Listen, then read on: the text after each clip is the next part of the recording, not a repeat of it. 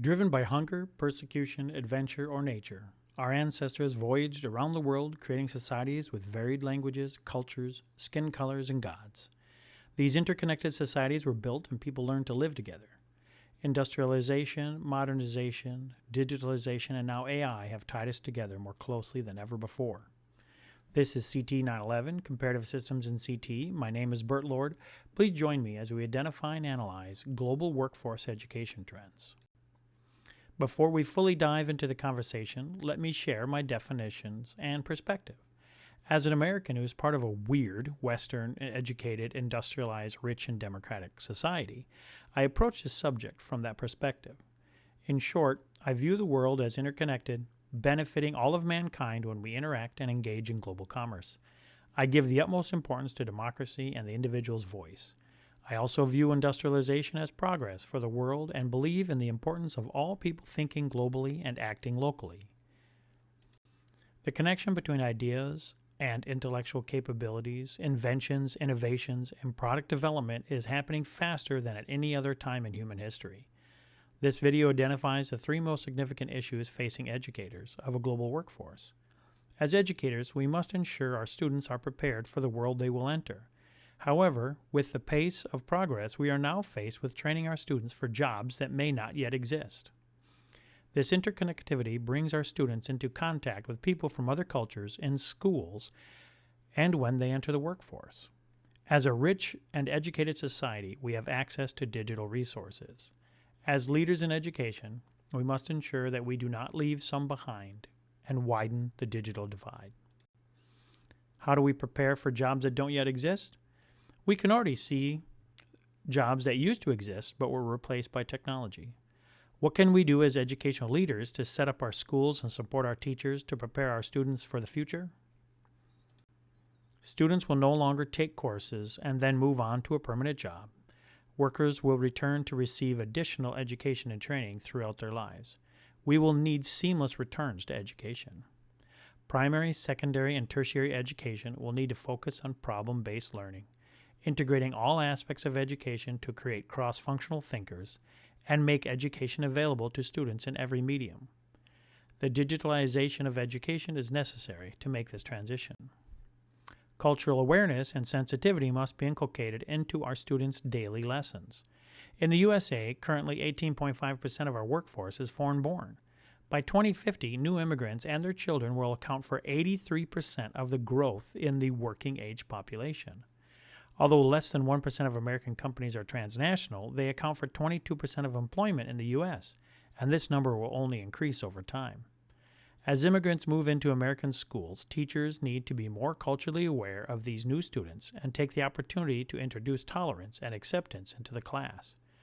As more classes are held online, foreign students can also take American courses remotely. COVID-19 taught companies a lesson. Workers could do their jobs remotely using computers and high-speed internet. With more high-speed internet available worldwide, companies can look outside their locality to find workers. This has created a more international and culturally diverse workplace. As technologies advance, change the classroom, there is a growing divide between those with access to these advanced devices and those without. We can find these divides in weird societies, but this divide is amplified in developing nations. A global RAND study found that 1 in 3 workers needs foundational digital skills, and 3 in 4 need more resources to learn them to succeed in the future workplaces. If the digital skills gap is not addressed, productivity could decrease by $11.5 trillion across 14 countries. With the benefits of scale, digitalization and high-speed internet are becoming more affordable. Nations worldwide are investing in and bringing technology to all their people. This advancement allows us to interconnect with the world in a way that has never been possible. As digital technologies transform the workplace, digital literacy is critical to the modern workforce. Even disregarding future careers, many careers today rely on a level of digital literacy. The lack of digital literacy has highlighted this digital divide globally. A 2020 study in Chile, Ecuador, Mexico, and Peru assessed teachers' digital skills and readiness for remote learning. It found that 39% of teachers could only execute basic tasks, 40% could perform basic tasks and use the internet to browse or send emails, and only 13% could perform more complex functions. Before the COVID-19 epidemic, the 2018 International Computer and Information Literacy Study indicated that 86% of students and teachers worldwide identified ICL as a priority, yet only 61% of American teachers and 52% of international teachers said they had the training to teach these skills. The COVID-19 epidemic made this reality public when the world was forced to educate students remotely, making it evident that ICL was not universal. The world understood we needed to address the digital divide. The United Nations International Children's Emergency Fund, UNICEF, launched the Gateways Initiative at the 2022 UN General Assembly Transforming Education Summit. Many programs were launched to address the digital divide in response to its call to action on digital learning.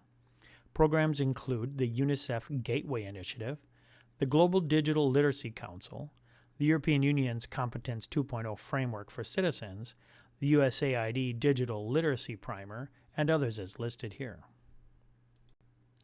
With the digital divide being added as a focus of education, higher education must deal with an increased workload while preparing for the enrollment cliff of 2025.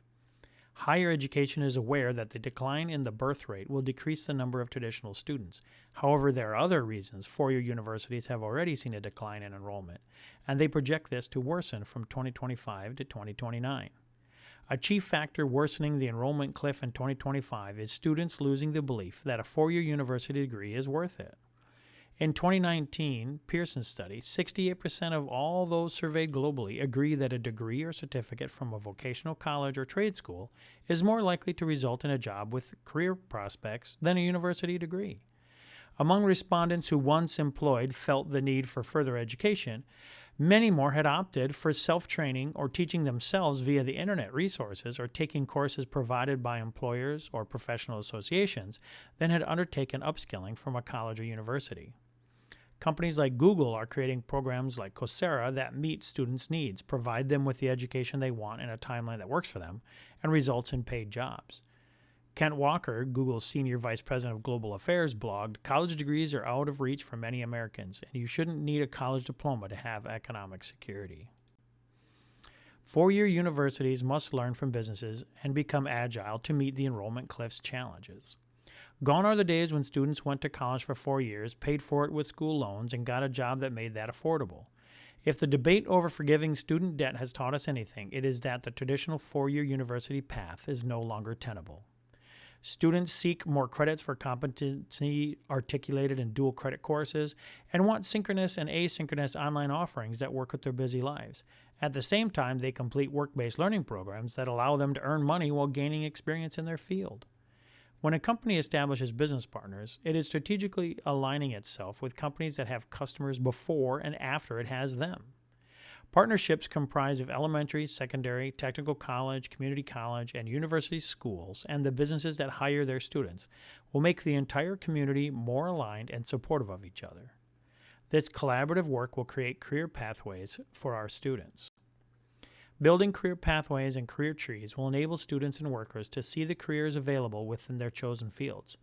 Working with industry, K-12 schools, and higher education, we can create the job descriptions for each job that includes the experience, education, and licensure required to be qualified. These career trees can be introduced to students early in elementary school when they have career awareness days. This course was very informative, and picking the most transformational learning experience wasn't easy. In my master's and doctoral journeys, I have been fortunate that many of the topics discussed and projects assigned aligned with my work. This class was no different. I just moved to Alaska and took over as the CT coordinator for the Anchorage School District. When researching CT in Alaska, I received this as an assignment in this class. Listening to the other students give their presentations on the rest of the United States also helped me find areas where I wanted to do additional research to see successful models of what we are attempting to do here in Alaska. Thank you very much for listening to my presentation. If you have any questions, please let me know and we can discuss them. My references for the information in the previous slides are on the following 2 slides. Thank you again for your attention.